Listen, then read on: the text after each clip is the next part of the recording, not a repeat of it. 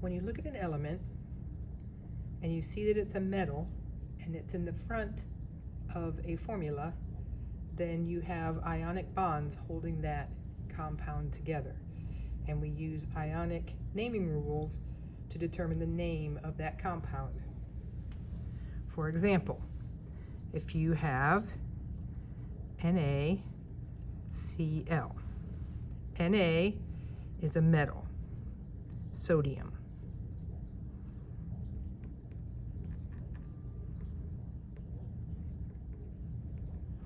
We know this because it's in column 1 of the periodic table. Everything on the periodic table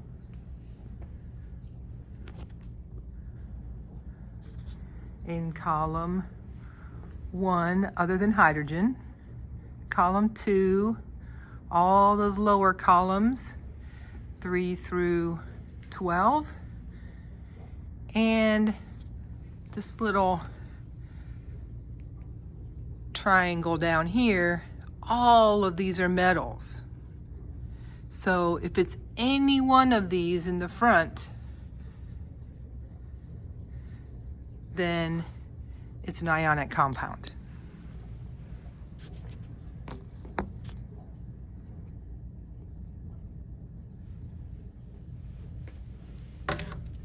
Chlorine is in column 17 on the far right side of the periodic table. And it is a nonmetal.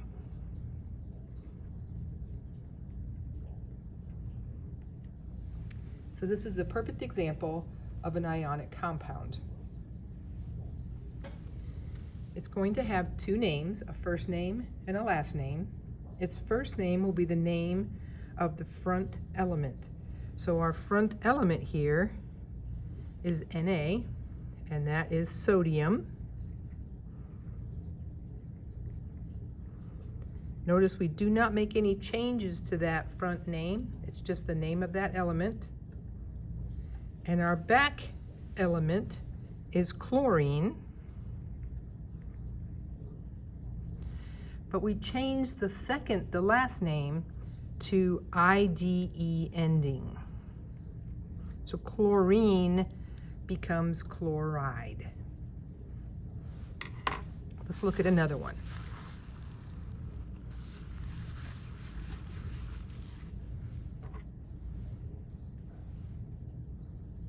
In the front, we have Ca, and in the back, we have Br2. The front element is in column 2. The back element is in column 17. So this one's a metal, this one is a non-metal. Therefore, it meets our requirements for needing an ionic name. The front name is going to be calcium, and the back name, bromine, becomes bromide. Again, change that second one so it ends in an IDE ending.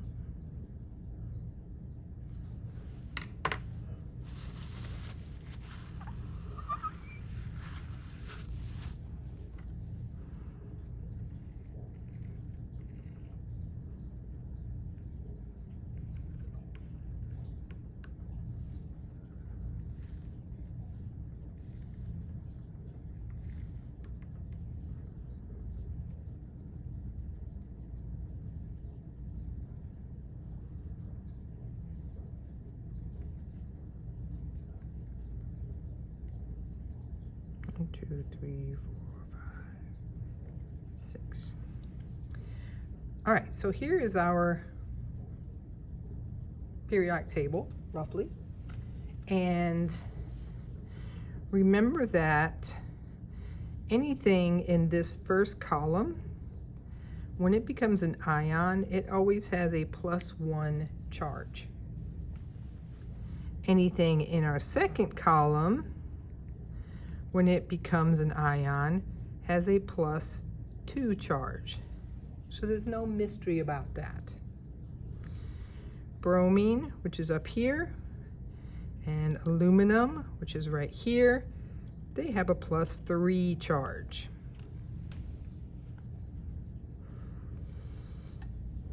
Catty corner to aluminum is zinc.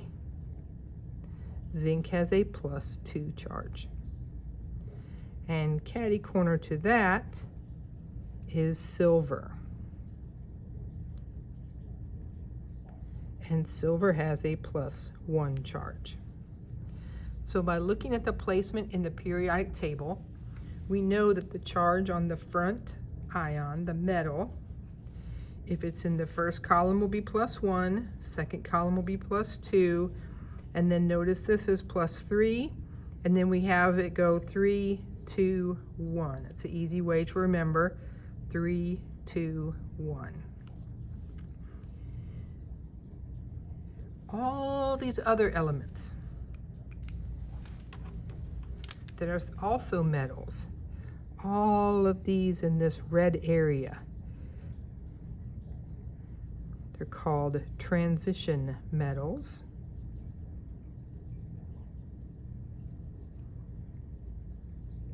Or transition elements.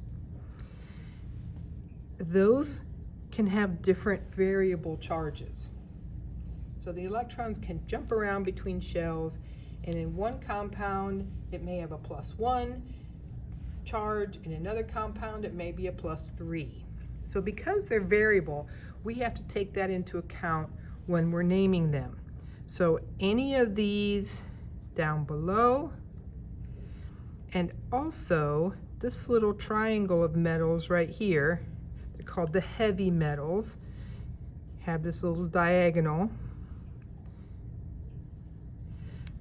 All of those can have variable charges. So to deal with that, we have to include its charge in its name.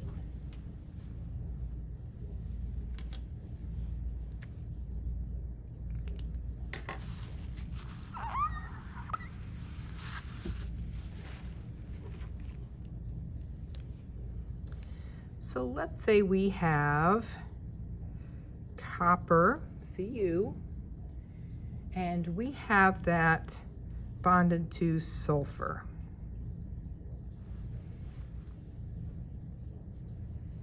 Now, in that right-hand side of the periodic table, our noble gases, which are this last column, they don't form ions. So they don't have any charge. The one right next to them is a -1 charge. The next row over is a -2. And over from that is a -3. So finding sulfur is right here in our -2 column. We know that our sulfur is going to have a -2 charge on it.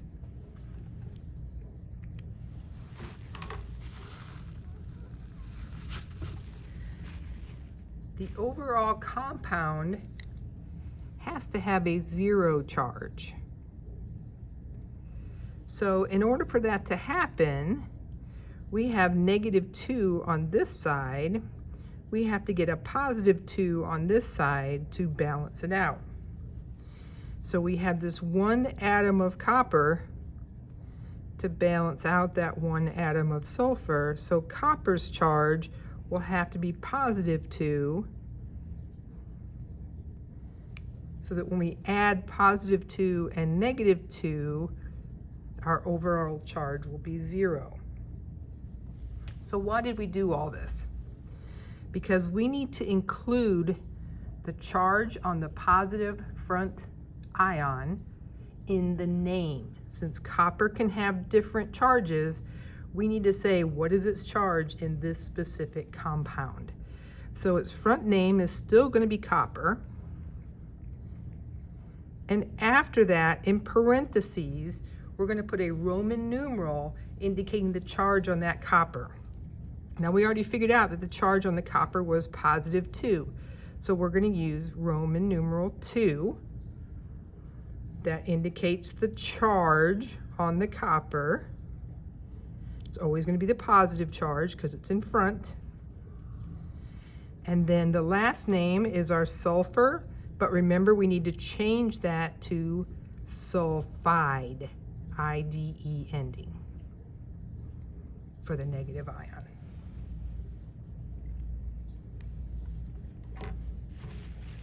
Let's try another one.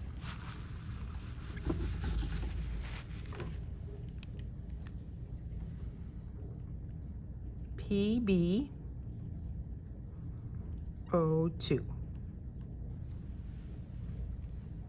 Pb is lead. It's in column 14, but it's down in that heavy metal area. So we know its first name is going to be lead. But since it's a heavy metal, we need to indicate what its charge is. And then our second atom is oxygen, which we change to oxide.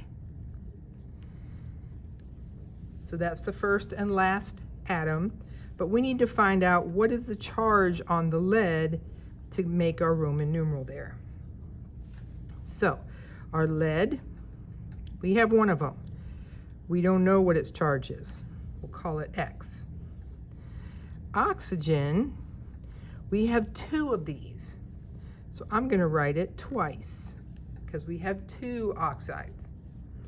And if we look at the location, it's in column 16. So that's our -2 column. So this oxygen has a -2 charge and this oxygen has a -2.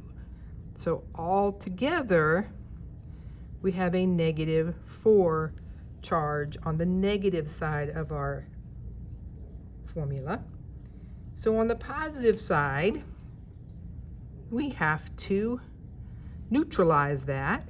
So we're going to have a +4 on this side. And since we only have lead, one lead atom, this lead atom is going to have to be a +4 charge to make +4 - 2 - 2 = 0. So Roman numeral 4 is IV. So this would be lead, Roman numeral 4, oxide. The Roman numerals only go in the name, not in the formula.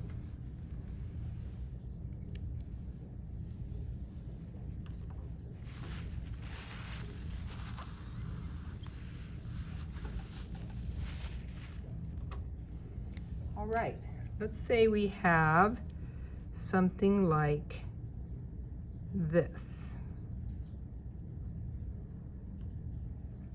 Notice how this time we have 3 elements. When that happens, our front one is going to be our positive ion, and all the rest is the negative ion. That's called a polyatomic ion, because poly means more than one atom.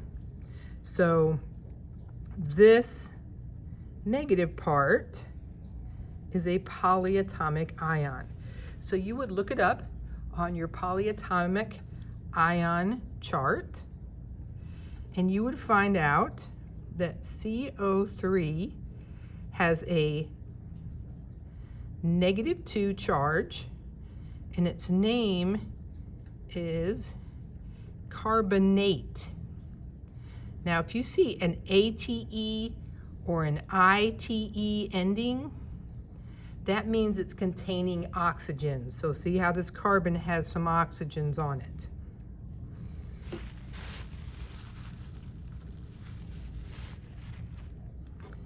So we have one of these CO3. Now the 3 is just part of the formula of carbonate, and we are not going to change that 3. That whole thing, the carbon and the 3 oxygens, that whole thing sticks together, And this name, carbonate, is the name of that whole chunk. So Fe is iron.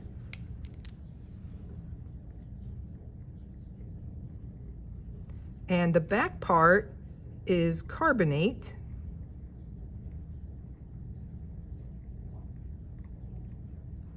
And since iron is in that middle section in the transition metals, we need to have a Roman numeral for that iron to indicate what its charge is.